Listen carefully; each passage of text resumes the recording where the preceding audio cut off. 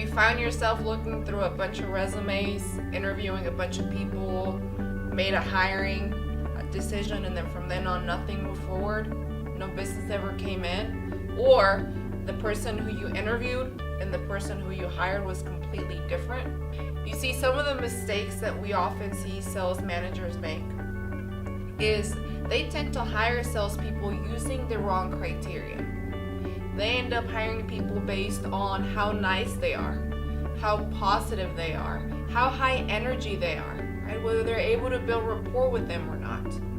And although this is all great criteria to look for, and you want your salespeople to have these characteristics, just because they have any of these traits does not mean that they can go out there and sell. So today we will be covering the major weaknesses that you should be looking for in your salespeople as well as your sales candidates. There's a total of 5 major weaknesses. Today we'll cover the 3 most important ones. The first major weakness that you should be looking for in your salespeople or your sales candidates is whether or not they have a supportive buy cycle. Now, what's a buy cycle?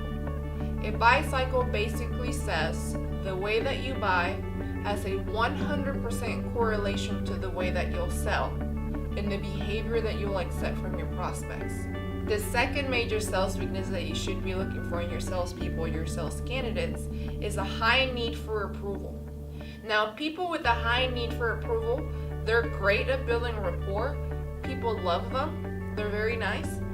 But the problem with these people is because they have such a high need for approval, they will never ask a tough question. So in essence, the high need to be liked or loved is much greater than their need to close for business. And then the third major sales weakness that you should be looking for your candidates or your salespeople is what are their self-limiting beliefs.